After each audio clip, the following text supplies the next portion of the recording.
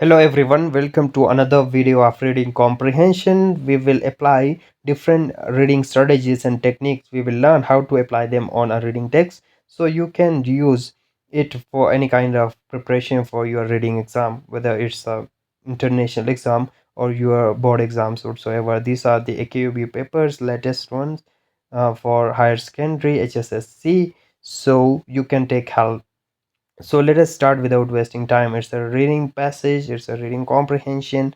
We will learn how to apply each technique according to the demand of the question, because we have to apply the strategy according to the question type. If it is a skimming, then we have to go for skim. If it is a scanning, or it's an inference, contextual reading, or intensive reading, or I've also annotated the text. So it's a good idea to annotate the text when you are reading.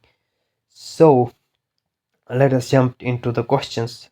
So we have very limited time. See, 10 to 12 minutes for a reading passage. So we will learn how to do it within a time bound.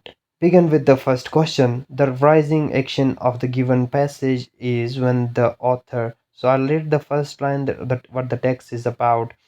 I was in my second year of high school. So from this very line, I can guess that it's a narrative text and it's a first person narration, and the narrator is narrating his own story from his second year of high school. So he was very confused, not knowing what he was going to do after that, and this assignment in my computer programming class helped me choose what I want it to be. So this line is very significant, that's why I highlighted it. So in any story, rising action refers to which takes the story forward, right? So at this point, when the assignment is assigned to him, this is a very crucial point which takes the action forward. There is a rising action. So you can identify that an event which moves the story forward or forth, that is the rising action. So rising action here is the narrator is given an assignment and that changed his life. The author mentions that my mom would not believe that I was doing homework. This is because why this happens. So we need to scan where this doing homework is mentioned, why his mother didn't believe it, right? So after that, when I worked on it at my home, my mom would not believe that I was doing homework. Why? She thought I was on the computer playing game, because I never use the computer for homework. So from here we can guess that the author previously used to use computer for only games, not for homework, but this time he is using it for assignment or homework. That's why his mom is very surprised, not believe. So he was not using computer for homework before. Another question in line number 11, the underlined word until is used in the context of line 11. Line 11 until line 11 until right here it is used. We have scanned it, so let us see in which context this word is used. So we need to read the line before it and the line after it. What does the line before it says? I was so excited. Yes, we were so excited about it. I was proud of it. Before his feeling before this was excited and proud, but what happens until I try to run it? When he tried to run it, what happened? The program popped up a blank screen and did not work. It didn't work and put me in such a bad mood. Obviously bad mood. It didn't work. So this means that he was disappointed by this. So until here is used in the sense of disappointment. Mr. McGinnis can be described as, so we will scan where this teacher name is mentioned and about his personality. So where the teacher name is mentioned, let me quickly scan it. Teacher name here. Mr. McGinnis looked at the code and responded, on my computer it says you have a 3 syntax error. So and very limited information is provided about him in a line, right?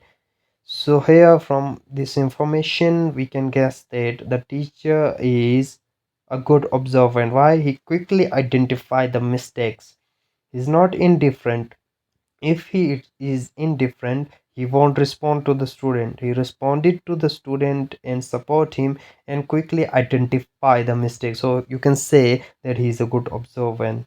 Which key message can a student infer from paragraphs 4 and 5? Inference, key message, inference.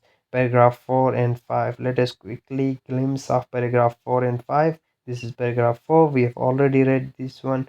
And paragraph 5, 1, 2, 3, 4, 5. Yes, this is the fourth one and this is the fifth one.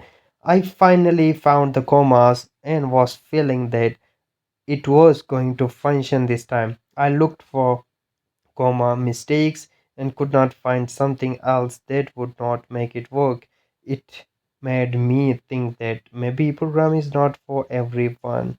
So from here we can infer, we can guess that he is reflecting on, the student is reflecting on how to solve his issues, right? He took help from his teacher, or he's reflecting on himself as whether this field is right for me. So he's thinking about, he's reflecting on solving his issues.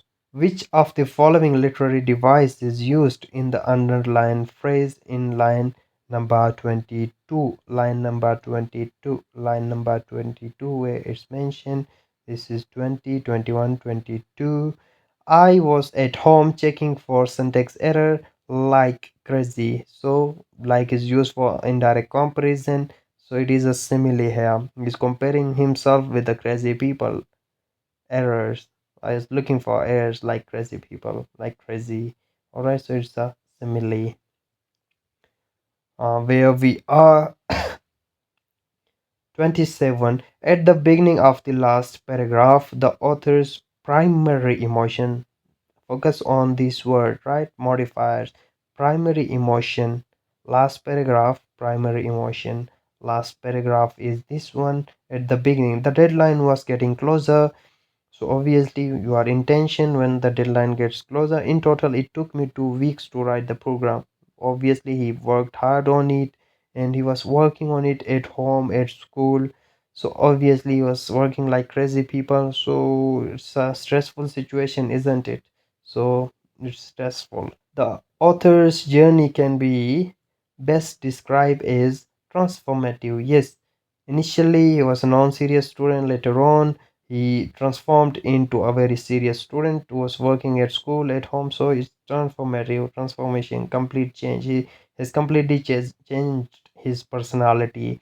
The moral of the given passage is that one should never give up. Yes, it's not about giving up, although he failed, but he never gave up, and at last obviously got succeeded. And the text type of it's obviously an autobiographical story of the narrator, author, right? As a first person narration. So I've solved it in 8 minutes, so you can save your time by applying the strategies. Thank you for watching videos and stay tuned for more videos.